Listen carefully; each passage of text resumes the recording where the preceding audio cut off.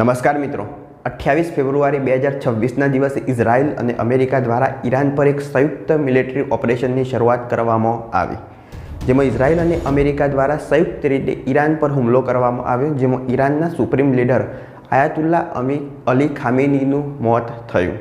આની પાછળનું કારણ શું?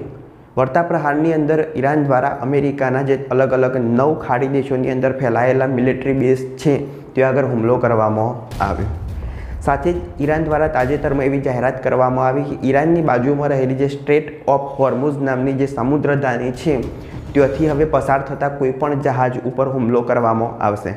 એટલે આ જે સમુદ્રધાની છે બંધ કરવામાં આવી, તો આની વિશ્વ ઉપર શું અસર થશે અને એક જ વાર હુમલો કરવાથી ઈરાનના જે સુપ્રીમ લીડર હતા આયાતુલ્લા અલી ખામેનીનું જે અવસાન થયું એની પાછળનું કારણ શું? આજના વિડીયોમાં તેના વિશે વિગતે માહિતી મેળવીએ। મિત્રો, સૌથી પહેલાં આપણે શરૂઆત કરીશું ઇઝરાયલ અને અમેરિકા દ્વારા ઈરાન પર આજે હુમલો કરવામાં આવ્યો એની પાછળનું મુખ્ય કારણ શું? મિત્રો, તમને જણાવી દઈએ કે અત્યારે 1979ના પહેલાં ઈરાન અને ઇઝરાયલ વચ્ચે ખૂબ જ એવી સારી મિત્રતા હતી। વાત કરીએ તો જ્યારે ઇઝરાયલની સ્થાપના થઈ એ સમયે બીજા નંબરનો એવો ઇસ્લામિક દેશ ઈરાન હતો કે જેમને ઇઝરાયલને માન્યતા આપેલી હતી। અત્યારે પણ વિશ્વમાં એવા ઘણા દેશો છે કે જેમને ઇઝરાયલને માન્યતા આપેલી નથી। એટલી સારી મિત્રતા હતી, તો અત્યારે પછી એ મિત્રતા યુદ્ધમાં કેવી રીતે પરિણમી તેના વિશે વિગતે આપણે માહિતી મેળવશું। શરૂઆત કરીએ 1979માં ઇસ્લામિક ક્રાંતિ થઈ ઈરાનમાં, એના પછી ત્યાં આગળનું રાજકારણ થોડું ગરમાયું। એના પછી ઈરાન સરકાર દ્વારા ઇઝરાયલને નકશામાંથી નાબૂદ કરવાની વાત કરેલી હતી। મિત્રો, આવી વાતને કારણે ઇઝરાયલ ભડક્યું હતું અને દિવસે દિવસ ઇઝરાયલ અને ઈરાનના જે સંબંધો હતા એ બગડતા ગયા। તાજેતરમાં જ આપણે માહિતી મેળવીએ તો ઈરાન છે એ પરમાણુ શસ્ત્રો બનાવવા માટે શુદ્ધ યુરેનિયમનો સંગ્રહ કરે છે। એની સાથે જ બેલેસ્ટિક મિસાઇલ બનાવી છે કે જે ઈરાનથી અમેરિકા સુધીનું અંતર કાપી શકે। હવે અમેરિકા અને ઇઝરાયલને આ વાતનો ખતરો છે કે જો ઈરાન ભવિષ્યમાં પણ પરમાણુ શસ્ત્રો બનાવશે તો એ ઇઝરાયલને એનું જોખમ રહેશે। એટલે પરમાણુ શસ્ત્રો ના બનાવી એટલા માટે ઇઝરાયલ અને અમેરિકા દ્વારા ઈરાન પર સંયુક્ત હુમલો કરવામાં આવ્યો, જેની અંદર ઈરાનની અંદર જે પણ પરમાણુ ઠેકાણાઓ હતા કે જ્યાં આગળ શુદ્ધ યુરેનિયમનો સંગ્રહ થતો હતો ત્યાં આગળ હુમલા કરવામાં આવ્યા। આ જે હુમલા કરવામાં આવ્યા એની અંદર ઈરાનના જે સુપ્રીમ લીડર હતા આયાતુલ્લા અલી ખામેનીનું પણ મોત થયેલું છે। ઈરાનના સુપ્રીમ લીડર એટલે કે રાષ્ટ્રપતિ કરતાં પણ ઊંચા દરજ્જાના વ્યક્તિ, આમના મોત પછી ઈરાન દ્વારા આનો બદલો લેવા માટે ખાડી દેશોની અંદર એટલે કે કુવેત હોય, કતર હોય, ઈરાક હોય જેવા દેશોની અંદર જે અમેરિકાના સૈન્ય બેઝ હતા એ 9 જેટલા સૈન્ય બેઝ પર ઈરાને હુમલો કરેલો છે અને તમામ સૈન્ય બેઝ પર ઘણું ગંભીર નુકસાન પણ થયેલું છે। અમેરિકાના ઘણા સૈનિકોના પણ મોત થયેલા છે। બીજી વાત કરીએ મિત્રો, આ જે હુમલો કરવામાં આવ્યો એ મુખ્ય કારણ એ જ હતું કે પરમાણુ શસ્ત્રો ના બનાવી શકે ઈરાન, એટલે એને રોકવા માટે હુમલો કરવામાં આવેલો છે। સાથે જ તેના સુપ્રીમ લીડરનું જે મોત થયું એ ઈરાનની અંદર કોઈ ચોક્કસ વ્યક્તિ દ્વારા કોઈ એવો ફૂટેલો વ્યક્તિ હોય તો જ આ જે સુપ્રીમ લીડર હતું એમનું લોકેશન બહાર પાડી અને આ રીતના ઇઝરાયલ અને અમેરિકા દ્વારા એમના પર હુમલો કરવામાં આવે તો જ પ્રથમ હુમલામાં કોઈ સુપ્રીમ લીડરનું આ રીતના મોત થઈ શકે। ઈરાને આ જે લીડરનું મોત થયું એમનો ગંભીર બદલો લેવા માટે ઈરાનની નજીક જે સમુદ્રધાની આવેલી છે જેને સ્ટ્રેટ ઓફ હોર્મુઝ તરીકે ઓળખવામાં આવે છે ત્યાંથી પસાર થતા જહાજો માટે સંપૂર્ણ એને બંધ કરી દીધેલી છે। મિત્રો, સ્ટ્રેટ ઓફ હોર્મુઝની વાત કરીએ તો પર્શિયન સાગર અને અરબી સમુદ્રને જોડતી એક સમુદ્રધાની છે કે જ્યાંથી સમગ્ર વિશ્વની વાત કરીશું તો 20% ઓઇલવાળા જહાજો ત્યાંથી પસાર થાય છે। સામાન્ય રીતે અત્યારે ત્યાંથી પસાર થતા જહાજોમાં સૌથી વધારે ભારત, ચીન અને જાપાનના જહાજો પસાર થાય છે। સમગ્ર વિશ્વનું 20% ઓઇલ ત્યાંથી પસાર થાય છે। તાજેતરમાં જ ઈરાન દ્વારા એને બંધ કરવાની જાહેરાત કરવામાં આવી। મિત્રો, વાત કરીએ કે આ જે દરિયાનો 30થી 35 કિલોમીટરનો લાંબો જે પટ્ટો છે જેને સ્ટ્રેટ ઓફ હોર્મુઝ તરીકે ઓળખવામાં આવે છે, તો શું ઈરાન એવી જાહેરાત કરી શકે કે આ જે સમુદ્રધાની છે એને બંધ કરવામાં આવે છે? તો હા મિત્રો, આંતરરાષ્ટ્રીય કાયદા મુજબ આપણે સમજીએ તો કોઈપણ દરિયાઈ સીમા ધરાવતા દેશો હોય તો એમાં 12 નોટિકલ માઇલ જેટલો દરિયાની અંદરનો વિસ્તાર એ દેશનો ગણાય છે, એટલે ત્યાં આગળનું કાર્ય એ કરી શકે। એ જ રીતના આજે સ્ટ્રેટ ઓફ હોર્મુઝ નામની જે સમુદ્રધાની છે ઈરાનથી નજીક છે અને 12 નોટિકલ માઇલની અંદર આવે છે, એટલે ત્યાં આગળ ઈરાન પોતાનું રાજ જમાવી શકે, પણ હા એને બંધ રાખી શકે નહીં. ત્યાં આગળની જવાબદારી ઈરાનની હોય પણ બંધ ના રાખી શકે. પણ અત્યારે યુદ્ધની પરિસ્થિતિમાં ઈરાન સરકારે એવી જાહેરાત કરી છે કે આ જે સ્ટ્રેટ ઓફ હોર્મુઝ નામની સમુદ્રધાની છે એને બંધ કરવામાં આવી છે. જો કોઈપણ દેશનું જહાજ અહીંથી પસાર થશે તો એને આગ લગાવવામાં આવશે. એટલે અત્યારે ઘણી બધી વિશ્વની ઓઇલ કંપનીઓ છે કે જેમને એમના જહાજ ત્યાંથી પસાર કરવાનું બંધ કરેલું છે. આની અસરની વાત કરીશું તો વિશ્વ ઉપર આની શું અસર થશે? મિત્રો, વિશ્વનું 20% ઓઇલનો ભંડાર ત્યાંથી પસાર થાય છે. ભારતની વાત કરીશું તો ભારત કતર, કુવૈત, યુએઈ જેવા અલગ અલગ દેશોમાંથી અત્યારે ખૂબ મોટા પ્રમાણમાં ઓઇલ એટલે કે તેલ ગેસનો જથ્થો મંગાવે છે.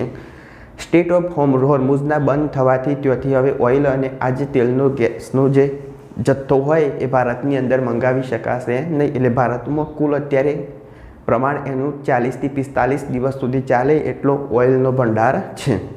તો એના પછી શું? તો હવે આ જે ખાડી દેશોમાંથી ઓઇલ આવતું બંધ થશે તો એની જગ્યાએ હવે ભારતે ઓઇલ ખરીદવા માટે વિશ્વનો સૌથી મોટો દેશ એટલે રશિયા પાસે જવું પડશે. આપણે જાણીએ છીએ કે અત્યારે રશિયા અને યુક્રેનનું પણ યુદ્ધ ચાલુ છે. એટલે કે રશિયા અને યુક્રેન યુદ્ધમાં અત્યારે રશિયા એનો ઓઇલ જેટલું બને એટલું વધારે પ્રમાણમાં વેચવા માગે છે કે જેથી યુક્રેન સામે યુદ્ધમાં પણ ટકી શકાય અને વેપાર પણ ચાલુ રહી શકે.